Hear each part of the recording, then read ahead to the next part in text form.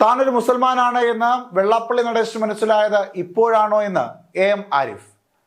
SNDP general secretary Vellappally നടേശനെതിരെ രൂക്ഷമായ വിമർശനവുമായി എത്തിയിരിക്കുകയാണ് എം ആരിഫ്. M5 ന്യൂസിന് നൽകിയ അഭിമുഖത്തിലാണ് SNDPയുടെ ജനറൽ സെക്രട്ടറിയായ വെള്ളാപ്പള്ളി നടേശനെതിരെ ഇത്തരത്തിൽ രൂക്ഷമായ വിമർശനം എം ആരിഫ് ഉന്നയിച്ചിരിക്കുന്നത്. ഈ ഈഴവ സമുദായത്തെ കാലങ്ങളായി ഇടതുപക്ഷത്തിന് അനുകൂലമായി നിൽക്കുന്ന ഈഴവ സമുദായത്തെ അകറ്റി നിർത്തുന്ന ഒരു നിലപാട് ഇപ്പോൾ ഇടതുപക്ഷം സ്വീകരിക്കുന്നുണ്ടെന്ന് വെള്ളാപ്പള്ളി നടേശൻ പറയുന്നു. സത്യത്തിൽ അങ്ങനെ ഒരു കാര്യമുണ്ട്. കാര്യം 27% ഈഴവ സമുദായത്തിൻ്റെ വോട്ടുകളും BJPയിലേക്ക് പോയിട്ടുണ്ട് ഇത്തവണ. അതുകൊണ്ട് അങ്ങനെ പറയാൻ സാധിക്കുമോ? അതായത് CPMൻ്റെ സെക്രട്ടറിമാരുടെ എണ്ണം, CPM സംസ്ഥാന കമ്മിറ്റിയിലെ അംഗങ്ങളുടെ എണ്ണം എല്ലാം എടുത്തു. CPM ഒരിക്കലും അവരെ ഏറ്റവും കൂടുതൽ പ്രോമിനൻ്റായിട്ട് ഏറ്റവും കൂടുതൽ പരിഗണന കൊടുത്തിട്ടുള്ളത് ഈഴവ സമുദായത്തിൽപ്പെട്ട ഭാരവാഹിത്വത്തിലെല്ലാം എടുത്താലും. പിന്നെ ഭരണതലത്തിൽ ഒരൊറ്റ ചീഫ് സെക്രട്ടറി പോലും മുസ്ലിമായിട്ട് വന്നിട്ടില്ല. കഴിഞ്ഞ ദിവസം ഞാൻ എൻ്റെ കണക്കെല്ലാം എടുത്ത് വെച്ചിരിക്കുക. അപ്പോൾ പറയാനാണെങ്കിൽ നോക്കി പറയാം. അതെല്ലാം ഇതൊക്കെ ആവശ്യമില്ലാതെ നമുക്കിടയിൽ സാമുദായിക സ്പർദ്ധ. അദ്ദേഹം പറയുന്നു, അദ്ദേഹത്തിന് മറുപടി മറ്റേ സമുദായം പറയുന്നു. ഇതെന്താ സംഭവിക്കുന്നതെന്ന് വെച്ച് കഴിഞ്ഞാൽ കുറേ കൂടി പോളറൈസ് ചെയ്യാണ്. അദ്ദേഹത്തിന് ഉടനെ വെള്ളാപ്പള്ളി നടേശനെ പ്രൊട്ടക്റ്റ് ചെയ്യാൻ വേണ്ടി ഒരു കൂട്ടർ പ്രസ്താവന ഇറക്കുന്നു. ഉടനെ മറ്റേ കൂട്ടരെ സമസ്തയോ അല്ലെങ്കിൽ SDPIക്കാരനെയോ അല്ലെങ്കിൽ മറ്റവരെ പ്രൊട്ടക്റ്റ് ചെയ്യാൻ വേണ്ടി വേറൊരു കൂട്ടർ വരുന്നു. എന്ന് പറഞ്ഞാൽ മതപരമായി സാമുദായികമായി കുറച്ചുകൂടി കലങ്ങുകയാണ് കേരള രാഷ്ട്രീയം. ഏതാ ഇതിൽ നിന്ന് മുതലെടുക്കുന്ന ആരാ? അപ്പുറത്തുനിന്ന് മുതലെടുക്കാൻ പോകുന്നത് ലീഗും അതുപോലുള്ള കക്ഷികളായിരിക്കും. ഇപ്പുറത്ത് മുതലെടുക്കാൻ പോകുന്നത് NDA ആയിരിക്കും. വാസ്തവത്തിൽ ഈ ഇപ്പോഴത്തുള്ള കമൻറ്റുകളെല്ലാം ബഹുമാനായ ശ്രീ വെള്ളാപ്പള്ളി നടേശൻ്റെ ഇപ്പോൾ നടത്തുന്ന എല്ലാ കമൻറ്റുകളും, അദ്ദേഹത്തെ പിന്തുണച്ച് നടത്തുന്ന കമൻറ്റുകളെല്ലാം അതിൻ്റെ ബെനിഫിഷ്യറിയായി NDA വരും, BJP വരും. അതായത് ഈ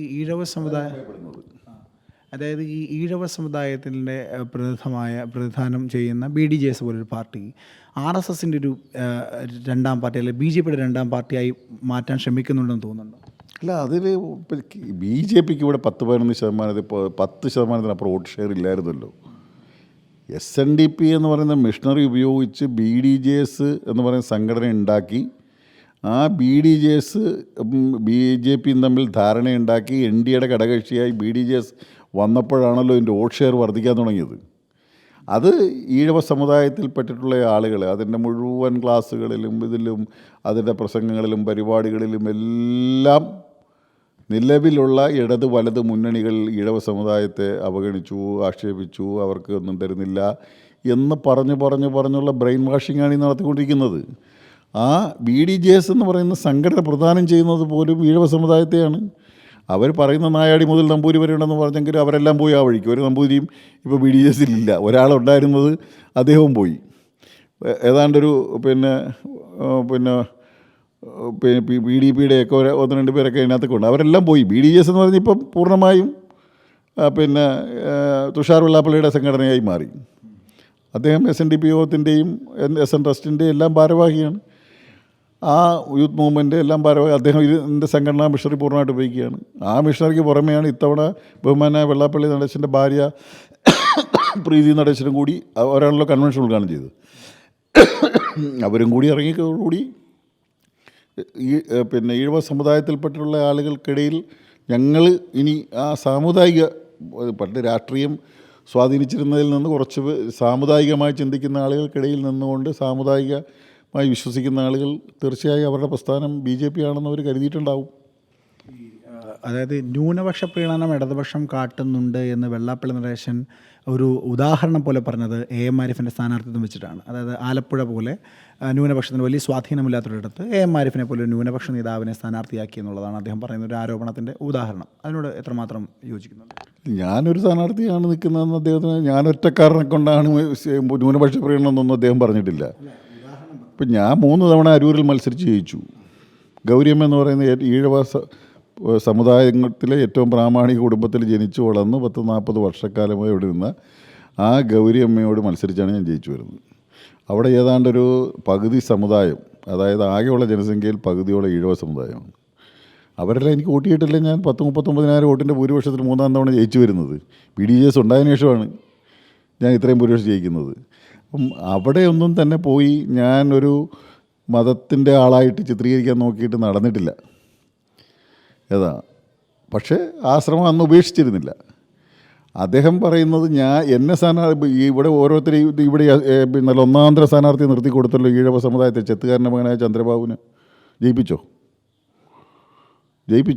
ഇല്ലല്ലോ. അപ്പോൾ പറഞ്ഞത് ചെത്തുകാരൻ്റെ മകനാണെങ്കിലും അവൻ കൊള്ളാവുന്ന ഈഴവനല്ലെന്ന് എന്ന് പറഞ്ഞ വാചകം ഞാൻ ഇപ്പോൾ പറയുന്നില്ല. അദ്ദേഹത്തെ നല്ല ഈഴവനല്ല. ഏതാ ഈ നല്ല ഈഴവൻ?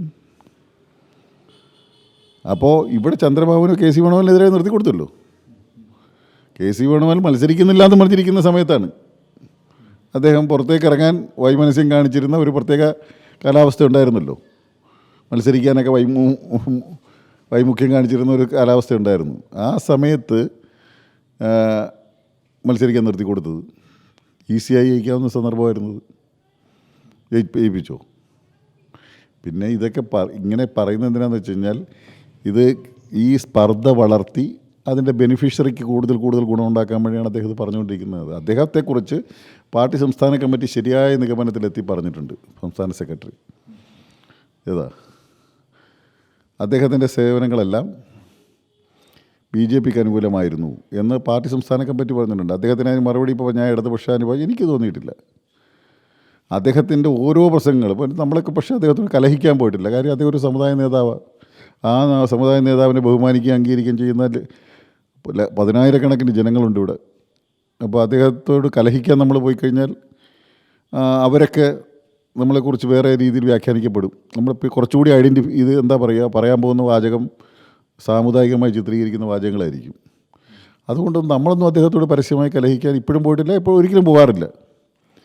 പക്ഷെ അദ്ദേഹം എൻ്റെ സ്ഥാനാർത്ഥിയെക്കുറിച്ച് അദ്ദേഹം പറയുന്നത് കഴിഞ്ഞ തവണ അദ്ദേഹം പ്രസംഗിച്ചായിരുന്നല്ലോ. അദ്ദേഹം പറഞ്ഞു ഞാൻ നന്ദികേട് കാണിച്ചു. അദ്ദേഹം പ്രസംഗിച്ചു ഞാൻ തല മുട്ടയടിച്ച് കളയും ആരിഫ് ജയിച്ചില്ലെങ്കിൽ. അപ്പോൾ എന്നെ നിർത്തുന്നതിനെങ്ങനെ അത്രയും വാശി പിടിക്കേണ്ട കാര്യം എന്താ? അന്നേരം ഞാൻ മുസ്ലിം അല്ലായിരുന്നു. കഴിഞ്ഞ തവണ എന്നെ ജയിപ്പിക്കാൻ വേണ്ടി അദ്ദേഹം വലിയ ശ്രമം നടത്തിയെന്നാണല്ലോ. സത്യമാണ്. അദ്ദേഹം അവകാശപ്പെടുന്നത് മാത്രമല്ല, അത് സത്യം കൂടിയാണ്. ആ സത്യം നടക്കുമ്പോൾ ഞാൻ മുസ്ലിം അല്ലാതെ ആയിരുന്നു പോയോ? എന്നാൽ അദ്ദേഹം അന്നേരം പറയട്ടെ. അപ്പം അന്നേരം പറയാതിരുന്ന ആൾ ഇപ്പോൾ പറയുന്നത് എന്താ? അപ്പോൾ ദുരുദ്ദേശപരമാണ്. അതായത് കൂടുതൽ സമുദായപരമായ ചേരിതിരിവ് ഉണ്ടാക്കാൻ വേണ്ടി അദ്ദേഹം വീണ്ടും പരിശ്രമിച്ചുകൊണ്ടിരിക്കുന്നു എന്നുള്ളതാണ്. ഞാൻ അദ്ദേഹത്തിന് അതിന് മറുപടി പറയാനൊന്നും വരുന്നില്ല. അഭിമുഖത്തിന്റെ പൂർണ്ണരൂപം ഇന്ന് വൈകിട്ട് 6 മണിക്ക് M5 ചാനലിൽ സംപ്രേഷണം ചെയ്യും.